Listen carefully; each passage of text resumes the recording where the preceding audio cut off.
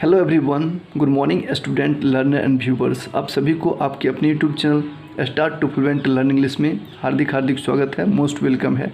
जैसा कि आप जानते हैं कि इस चैनल के माध्यम से आपको क्लास 10th की इंग्लिश प्रोवाइड की जाती है, जिसमें मैंने फर्स्ट लेसन का ट्रांसलेट इनटू हिंदी अच्छी तरह से बता दिया है, जो कि विद्यार्थियों के लिए काफ़ी हेल्पफुल रहा है। तो आप निश्चित रूप से अगर उस वीडियो को नहीं देखे हैं तो निश्चित इसके लिंक मैं डाल दूंगा, आप निश्चित रूप से उस लिंक पर जा करके देख सकते हैं। और उस पूरी कहानी को समझने के बाद ही आप इसको क्वेश्चन आंसर पार्ट को देखें तो आपको पूरी तरह से समझ में आएगा और ये आपके परीक्षा हॉल तक जाएगा। जो भी बी पॉइंट में क्वेश्चन आंसर हैं, 5 प्रश्न है इसमें, और 5 प्रश्न में से एक प्रश्न एग्जाम में रहता अवश्य है। तो आप निश्चित रूप से इस 5 प्रश्न को जानें, जो कि बहुत ही आसान है और आसान तरीक़ा से मेरे द्वारा बताया गया है। तो आप निश्चित रूप से यदि आपने इस लेसन को अच्छी तरह से समझा है तो आपको ये प्रश्न बिल्कुल अच्छी तरह से याद हो जाएगा, आपको रटने की बिल्कुल ज़रूरत नहीं है। तो चलिए सबसे प्रथम क्वेश्चन को हम लोग देखते हैं। सबसे पहला क्वेश्चन कहा जा रहा है, where did the writer watch the play.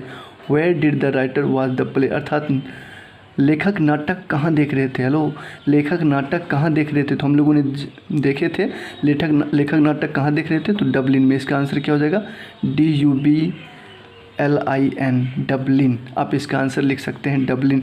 Answer the following questions briefly, यहाँ पे कहा जा रहा है बिल्कुल आप आसानी से प्रश्नों के उत्तर दें। तो ब्रीफली मतलब होता है आसान भाषा में, आसान वाक्यों में आप शब्द में दे सकते हैं। तो इसका आंसर हो जाएगा डबलिन। नेक्स्ट है, who was the chief character in the play, मतलब नाटक ये जो है चीफ कैरेक्टर, मतलब कि नाटक में मुख्य किरदार कौन था, नाटक के मुख्य किरदार कौन था। तो हमने देखा था द एल्डरली कॉर्न मर्चेंट, इसका आंसर हो जाएगा अनाज का व्यापारी जो था, क्या था, मुख्य किरदार कर रहा था the elderly corn merchant. ELDERLY,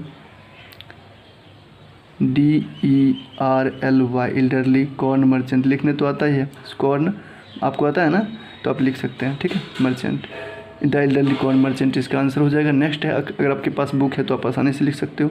अगर आपको एक लाइन में आंसर देना है तो आप बोल सकते हो the elderly corn merchant is the chief character, the elderly corn merchant was the chief character in the play, तो आप ऐसे भी लिख सकते हो।